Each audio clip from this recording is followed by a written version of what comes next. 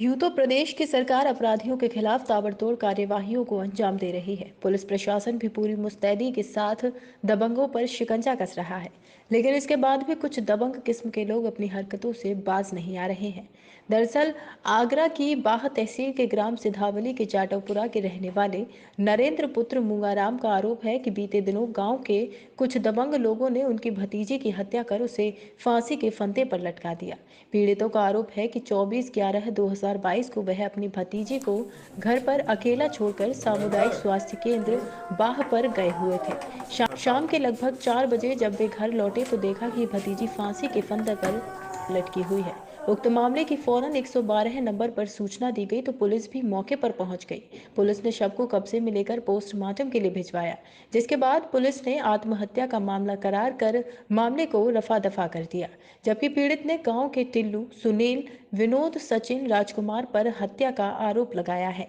बताया जा रहा है कि पीड़ित के भतीजे को भी ये दबंग जान से मारने का प्रयास कर चुके हैं। उस समय गांव के लोगों ने राजीनामा कर मामले को शांत करा दिया। वहीं पीड़ित का आरोप है कि अब पुलिस इस मामले में कोई कार्यवाही नहीं कर रही है, क्योंकि ये दबंग किस्म के लोग हैं। पीड़ित का कहना है कि गांव के ही कुछ लोगों ने इन दबंगों को घर की कुंडी लगाते देखा था, लेकिन कोई गवाही देने को तैयार नहीं है, क्योंकि ये दबंग किस्म के लोग हैं।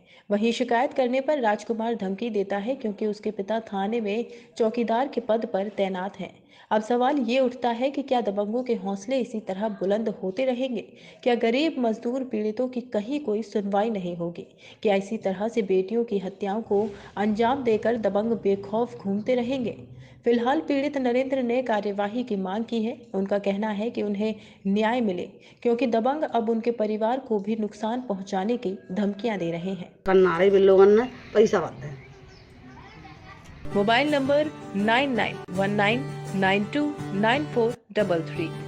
अयोध्या में भोजपुरी फिल्म विवाह 3 को लेकर सीने अभिनेत्री आम्रपाली दुबे व अभिनेता चिंटू पांडे मीडिया से मुखातिब हुए। आम्रपाली दुबे ने अपने उठते गिरते कैरियर को लेकर मीडिया से कहा कि फिल्मों में आने के लिए उन्हें ज्यादा संघर्ष नहीं करना पड़ा, ऑडिशन दिया और सिलेक्शन हो गया।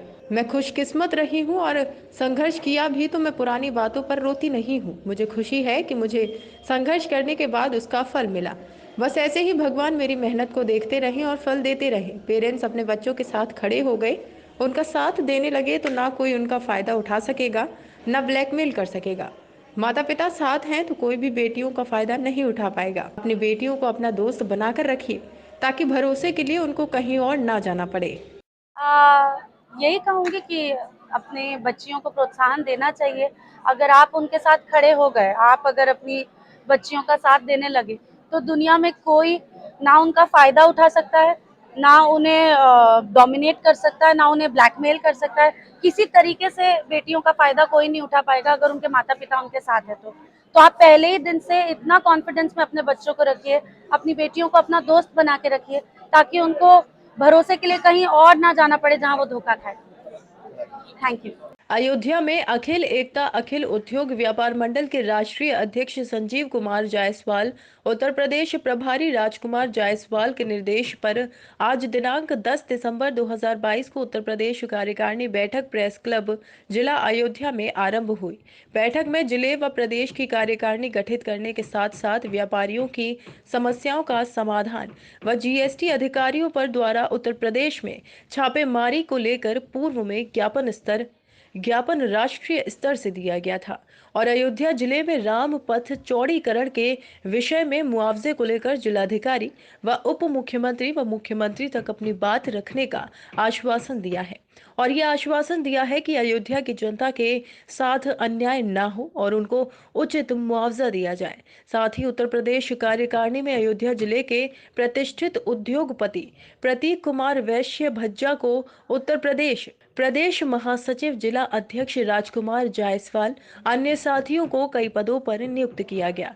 महिला शक्ति की तरफ से राष्ट्रीय सचिव मंजू जायसवाल, महिला जिला अध्यक्ष नीलम जायसवाल, ऋतु राठौर, प्रदेश सचिव रजनी सिंह, प्रदेश महामंत्री अन्नपूर्णा, जिला मंत्री रोली शुक्ला, जिला मंत्री रिंकू साहू, जिला उपाध्यक्ष आदि सैकड़ों सदस्य बैठक में मौजूद रहे। निश्चित रूप से यह विकास रोड मॉडल और पूरे विश्व की निगाह अयोध्या की पावन भूमि पर है। हमारे आराध्य श्री भगवान श्री राम जी हैं। यहाँ विकास और रोड चौड़ीकरण होना चाहिए, लेकिन जो गरीब व्यापारी है जिसके पास इस रोड के जाने के बाद जो रोड पे मकान जिनका था चला गया, वो व्यापारी कहाँ जाएगा। तो मैं यहाँ के जिलाधिकारी से कहना चाहता हूँ कि कृपया करके ऐसे छोटे छोटे व्यापारियों को चिन्हित करें और उनको मुआवजे के अंदर लाएं। मैं माननीय मुख्यमंत्री जी से बैठक करके ज्ञापन के माध्यम से, पदाधिकारी के माध्यम से उनसे बात करूंगा। निश्चित रूप से ऐसे छोटे छोटे व्यापारियों को मुआवजा दिलाने का काम अखिल एकता उद्योग मंडल संगठन करेगा। खबर यूपी के जनपद बुलंदशहर के बीवी नगर थाना क्षेत्र की है, जहां एक नाबालिग लड़की के साथ दुष्कर्म का मामला प्रकाश में आया है। एक और जहां यूपी सरकार नारी सशक्तिकरण व नारी सुरक्षा के लाखों दावे पेश करती है, वहीं ये दावे हमें धरातल पर कहीं भी नजर नहीं आते। आए दिनों नारी की अस्मिता पर वहशी दरिंदे हमले कर रहे हैं, के लिए दर दर भटक रही है, थाने कोतवाली के चक्कर काट रही है, जबकि योगी सरकार ऐसे अपराधों पर सख्ती बनाए हुए है। और इसी सख्ती को देखते हुए बीबी नगर पुलिस ने प्रथम दृष्टया तहरीर के आधार पर आरोपियों के खिलाफ छेड़छाड़ में मुकदमा दर्ज कर लिया है। आज लड़की ने बताया कि उसके साथ गलत काम हुआ, जिससे ऐसा प्रतीत होता है कि पीड़ित के साथ रेप जैसी घटना को भी अंजाम दिया गया है, जिस पर एसएचओ बीबी नगर ने पीड़िता को आश्वासन देते हुए कहा कि उसकी हर संभव मदद की जाएगी और आरोपियों को जेल भेजा जाएगा। आरोपी लड़के अनुबाल भारती के छात्र बताए जा रहे हैं। मेरे साथ बहुत बदतमीजी की है, धोखे से ले जाके मेरे साथ बहुत बदतमीजी की है इन्होंने। अच्छा, आपने थाने में शिकायत की थी, लेकिन उन्होंने मतलब कि मेडिकल चेकअप की वजह से मैं डर गई थी और मैंने कहा था कि मेरे साथ बदतमीजी हुई है, लेकिन उन्होंने बदतमीजी का समझा कि मेरे साथ छेड़खानी की है। मुझसे कहा कि तुम्हारे कोई शारीरिक संबंध है, लेकिन मुझे पता ही नहीं जो शारीरिक संबंध क्या है। मैंने सोचा कि लड़कों से बात की या फिर रिलेशनशिप है, मेरे को लगा कि शारीरिक संबंध ये है। उन्होंने लिख दिया कि शारीरिक संबंध कोई है ही नहीं, तो बताया कि ये, मगर मेरे साथ रेप हुआ है और मेरे साथ इन्होंने जबरदस्ती की। नंबर 9919929433। उत्तर प्रदेश के फर्रुखाबाद में केंद्रीय कारागार फतेहगढ़ पहुंचे उत्तर प्रदेश सरकार में कारागार राज्य मंत्री धर्मवीर प्रजापति ने कहा कि हर पिछली सरकारों ने कभी भी बंदियों की सुध नहीं ली, लेकिन आज योगी सरकार में मंत्री सीधे बंदियों से संवाद कर रहे हैं, जिससे उनकी समस्याएं सीधी सरकार की नजर में आ रही हैं। उन्होंने कहा कि उनके द्वारा जेलों पर गायत्री मंत्र के जाप की प्रक्रिया को शुरू कराया गया है और उसके पीछे एक बहुत बड़ा कारण है। गायत्री मंत्र के जाप से बंदियों के मन में अपराध की प्रवृत्ति कम होगी। जो भी व्यक्ति जिस धर्म का है वह अपने अपने धर्म के अनुसार ही धार्मिक अनुष्ठान करे, जिससे जेल के भीतर रहकर भी उसकी आत्मा और मन दोनों को परमानंद मिलेगा। उन्होंने कहा कि जब व्यक्ति मां के गर्भ में होता है तो ईश्वर उसी समय उसका भविष्य लिख देता है। उसी भाग्य के लिखे हिसाब से ही लोग सलाखों के पीछे भी आ जाते हैं, फिर चाहे वह अपराध किए बिना ही क्यों ना आए। व्यक्ति तो परिवार से दूर हो जाता है, बाहर की समाज से दूर हो जाता है, तो कहीं न कहीं विचित्रता में हो जाता है। हम उनके साथ संवाद करके उनके साथ आत्मीय संबंध बनाने का प्रयास कर रहे हैं, उनको एहसास करा रहे हैं, उनको परिवार से उनके कनेक्ट कर रहे हैं। ये प्रयास हमारा है और इसमें हम मेरा अपना मानना है कि जिन जेलों में संवाद हुआ है उसमें कैदियों की सोच में परिवर्तन आया। सहारनपुर के थाना गंगोह के कस्बा में एक महिला की संदिग्ध परिस्थितियों में मौत हो गई। परिजनों ने बताया कि रात को महिला घर पर सोई हुई थी। सुबह जब नहीं उठी तो परिवार वालों ने गेट की कुंडी खटखटाई। नहीं उठने पर पड़ोसियों के साथ मिलकर दरवाजा तोड़कर देखा तो महिला बिस्तर पर मृत पड़ी थी। परिजनों ने इसकी सूचना तुरंत पुलिस को दी। पुलिस ने मौके पर पहुंचकर शव को कब्जे में लेकर पोस्टमार्टम के लिए भेजा है। साथ ही पुलिस पूरे मामले की गहनता से जांच कर रही है। पता नहीं जी, आपको कब जानकारी हुई? रहता हूँ ना। आप कब पहुँचे वहाँ मकान पे?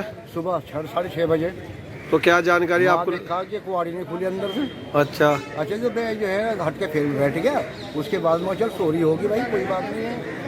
तो उसके बाद जो है ना घंटे के बाद फिर गया, उठी नहीं। फिर ऊपर डॉक्टर साहब रहे हैं, छत पर रहे, ऊपर किराएदार है ना वो, उसको मैंने बुलाया नीचे। उनने कुंडा खोला, अंदर की चटनी बंद थी। वो मैंने जो कुआड़ी लाए वो बच्चा उठ गया। सहारनपुर में दिल्ली रोड स्थित पूर्व सांसद राघव लाखनपाल शर्मा के आवास पर जीएसटी विभाग की छापेमारी के विरोध में पहुंचे व्यापारी ने घेराव किया। आपको बता दें, उत्तर प्रदेश में जीएसटी विभाग की कार्यवाही से व्यापारी आक्रोशित हैं। कई जिलों में जीएसटी विभाग ने व्यापारियों के यहां छापामारी की। इस छापेमारी से घबराकर कई व्यापारी अपनी दुकान को बंद कर भाग भी गए, जिसको लेकर व्यापार मंडल द्वारा आज जीएसटी विभाग की छापेमारी के विरोध में दिल्ली रोड स्थित पूर्व सांसद राघव लखन पाल शर्मा के आवास पर पहुंचकर उनका घेराव किया गया और संबंधित ज्ञापन भी सौंपा गया। सहारनपुर उद्योग व्यापार प्रतिनिधि मंडल के सम्मानित अध्यक्ष आदरणीय मनोज जी, आज पूरे प्रदेश में, उत्तर प्रदेश के एक एक ज़िले के अंदर एक एक नगर इकाई द्वारा और ज़िला इकाई द्वारा इस तरह का प्रदर्शन भारतीय जनता पार्टी के वरिष्ठ नेताओं का घेराव करके आज किया गया है, जिसका उद्देश्य केवल एक है कि पिछले कुछ दिनों से, लगभग एक सप्ताह से लगातार व्यापारियों के यहाँ पर जीएसटी के छापे किए जा रहे हैं। और केवल जीएसटी की बात नहीं है, श्रम विभाग द्वारा भी अधिकारी सड़कों पर हैं, विद्युत विभाग द्वारा भी अधिकारी सड़कों पर हैं, आपका बाकी सभी विभाग, चाहे वो खाद्य विभाग हो, जीएसटी का विभाग हो, सभी सड़कों पर व्यापारियों का उत्पीड़न करने में लगे हुए हैं। तो आज इसके विरोध में पूरे उत्तर प्रदेश के अंदर इस अभियान को आरंभ किया गया है और निश्चित रूप से अगर ये जीएसटी के छापे नहीं रुके, जो भय का वातावरण जीएसटी के अधिकारियों ने बनाने का काम किया है वो अविलंब ना रुका, तो निश्चित रूप से जीएसटी विभाग के बाहर भी धरना होगा, प्रदर्शन होगा और भारतीय जनता पार्टी के नेताओं का भी घेराव किया जाएगा। सहारनपुर उद्योग व्यापार प्रतिनिधि मंडल द्वारा माननीय मुख्यमंत्री श्रीमान योगी आदित्यनाथ जी के नाम एक ज्ञापन दिया गया है। उसमें उनके द्वारा यह अपील की गई है कि जीएसटी विभाग और अन्य विभागों द्वारा छापेमारी की कार्रवाई ना की जाए। आप सब नंबर 9919929433। हरदा शहर के करीबी गांव नकवाड़ा की एक private school red flower higher secondary में छात्र की मौत हो गई। परिजनों ने बताया कि बालक तनिष पिता दिनेश सैनी उम्र 14 वर्ष निवासी जिजगांव 9 कक्षा में पढ़ता था। 9वीं कक्षा का छात्र था। सुबह 8 बजे स्कूल गया था और स्कूल के 2 शिक्षक मोटरसाइकिल से बेटे को मृत हालत में घर छोड़ गए। परिजन उसे निजी वाहन से जिला अस्पताल लेकर आए, जहां डॉक्टरों ने उसे मृत घोषित कर दिया। तबीयत बिगड़ने से 14 वर्षीय स्कूली छात्र की मौत हो गई। स्कूल परिसर में खेल के दौरान वह बेहोश हुआ था। परिजन लोडिंग में रखकर जिला अस्पताल लेकर पहुंचे, जहां डॉक्टरों ने उसे मृत घोषित कर दिया। वहीं इस बात को लेकर परिजन आक्रोशित हैं। बता दें कि शव का पोस्टमार्टम कर परिजनों को सौंपा जा चुका है। थाना रहट गांव के अंतर्गत आने वाले ग्राम नकवाड़ा का पूरा मामला है। पुलिस ने पूरा मामला दर्ज कर मामले की जांच पड़ताल शुरू कर दी है। मैं डॉक्टर गोविंद सिंह कुशवाहा, रेडियोलॉजिस्ट, जिला चिकित्सालय में हरदा में इमरजेंसी ड्यूटी पर उपस्थित था। आज दिनांक 9/12/2022 को लगभग 12:15 बजे के करीब बच्चे के साथ कुछ परिजन स्कूल की यूनिफॉर्म में एक बच्चे को, लगभग 13-14 वर्ष के बच्चे को मृत अवस्था में लेकर आए थे। बारा छिपा बड़ौद उपखंड एवं तहसील क्षेत्र के ग्राम पंचायत टांचा के ग्राम टांची में एक किसान ने अनोखी खेती की।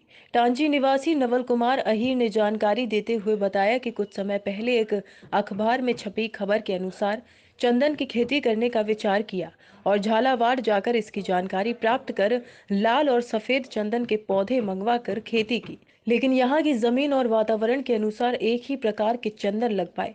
वहीं दूसरी ओर इसी गांव में वर्तमान सरपंच राम गोपाल धाकड़ ने भी अपनी जमीन पर चंदन के पौधे लगा रखे हैं। अहीर ने बताया कि बहुत ही कुछ समय में पौधों ने अच्छी बढ़त हासिल की है, लेकिन इस खेती को करने के लिए बहुत मेहनत करनी पड़ी है। साथ ही इस खेती में सांप जैसे जहरीले जानवरों का भी बहुत खतरा पैदा होता है। चंदन के पौधों के बीचों बीच ऊपर होकर गुजर रही बिजली लाइन को दूसरी ओर शिफ्ट करवाने के लिए भी बिजली विभाग के बार बार चक्कर काटने के बाद भी बिजली लाइन दूसरी ओर अब तक शिफ्ट नहीं हो पाई है, जिसको लेकर किसान बहुत चिंतित है। बारा छिपा बड़ौद विद्या भारती अखिल भारतीय शिक्षा संस्थान द्वारा संचालित आदर्श विद्या मंदिर केलखेड़ी छिपा बड़ौद में राष्ट्रीय शिक्षा नीति 2020 के आगामी सत्र में लागू होने जा रही है। उसी की तैयारी के निमित्त रविवार को विद्यालय में 1 दिवसीय प्रशिक्षण वर्ग रखा गया, जिसमें 40 आचार्य दीदियों ने बड़े ही उत्साह से भाग लिया।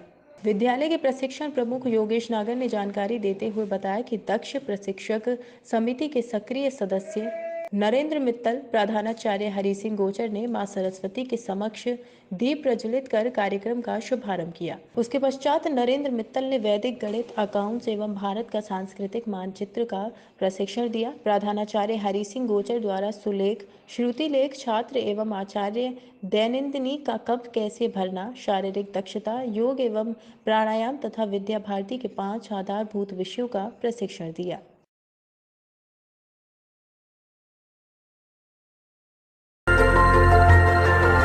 देखते रहिए डीबी भारती समाचार, नजर हर खबर पर।